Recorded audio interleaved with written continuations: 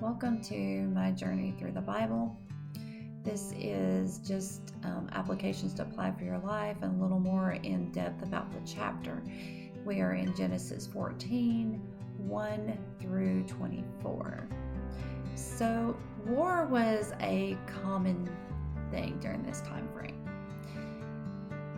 Kings would attack smaller cities to conquer them and to use them to make goods for them or work for them and pay them extra money or give them food from their fields. This was a common practice.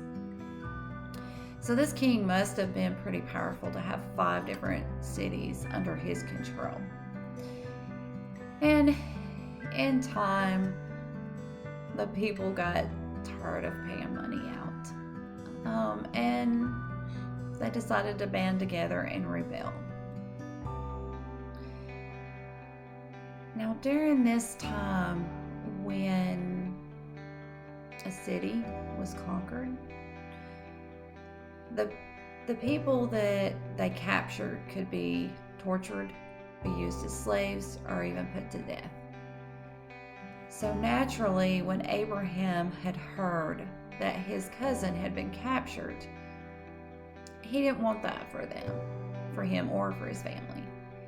So he took action, and he took action very quickly, and he conquered them and he won. But the thing I'd like to point out is God was with Abraham. So Abraham, up until this point, really didn't seem to have a lot of conflict with anybody. Obviously, when him and Lot had conflict, or their servants had a conflict, Abraham was quick to say, here, you make the decision. You go one way, and I will automatically go the other way to keep the peace. But while keeping the peace, Abraham didn't just say, I'm always going to leave it to God to protect me and do everything. I also have to do what I need to. I need to train my men. We need to be ready for when somebody does try to attack us, or when somebody does come to take something that belongs to us. So Abraham was trained and was ready for this conflict. So when the king took his cousin Lot, he was prepared. His men were prepared. They were ready for battle. They knew what to do. In our everyday life, we need to be prepared. We need to know how to handle situations before they ever come up. And the only way for us to do that is for us to be prepared, for us to study, and for us to be ready with an answer. So when somebody's asking you a question, you would have the answer, the correct answer. And the only way we're going to have those answers is to read the Bible, to study, and to grow closer to God. When we read the Bible, we see these stories, and we see how people obeyed God and did the right thing and how they were blessed through that. We also see the stories where people maybe got a little greedy and wanted to do their own thing, and then the consequences were very swift at that time. We can also look at Lot. Eventually, not only did he just pitch his tent towards Sodom and Gomorrah, he eventually lived and moved inside of the city. Because when the king attacked, that's who he captured, the people inside of these cities. So Lot's greed for wanting more and better kind of got him into trouble. And we're no different today. There are certain things we know that we should probably stay away from, or that we say, that's really not good for me, but I think I'm going to do it anyways.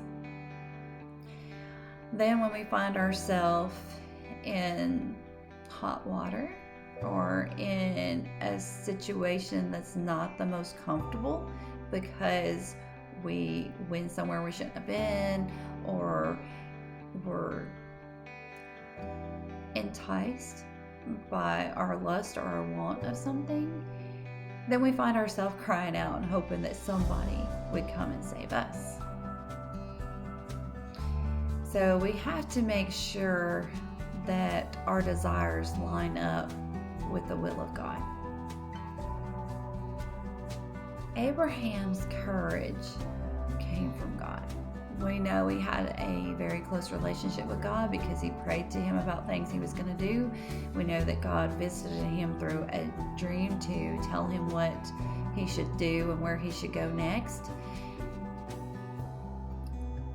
So Abraham doesn't seem to think twice about going after Lot. He knows that God's with him. He knows that God's going to provide for him. So when it comes to difficult tasks and difficult situations, do we turn to God? Do we pray about it before we move forward? Do we give God the credit when things turn out good? In this case, the king recognized who God was. He recognized Abraham. There was a priest that was with him, which means the priest had a relationship with God and who knew who God was. And by the law and the traditions, Abraham gave the priest 10% of what they had recovered in honoring those traditions. But from the king, Abraham didn't want anything. He wanted everything that he had to come from God. Abraham recognized where the victory came from. It didn't come from the king or the men or their weapons that they had, that it came solely from God, that God provided for them, that God protected them, that God allowed them to have that victory. And Abraham was pointing all the credit back to God. Many times, as we see when we're reading throughout the Bible, that we will see that a lot of people give credit to God, and there's quite a few that take it upon themselves to say, look what I did, look what I accomplished. And if I had to guess, a lot of times in our life right now, we probably do the same thing. Look at what I accomplished. Look at what I was able to do. But they don't always give the credit to God for the blessings that they received, or for the hand that he had in it, and for the way that God worked out things so that they could accomplish whatever it was that they did. So we have to make sure that we do give God the credit for everything that goes on in our life, that we give him the victory, that we make God our focus point, so that no matter what happens and no matter what situations come across to us, that we come out on top, because God always wins. God will always have the victory. And if we are serving God, we will have that same victory as well.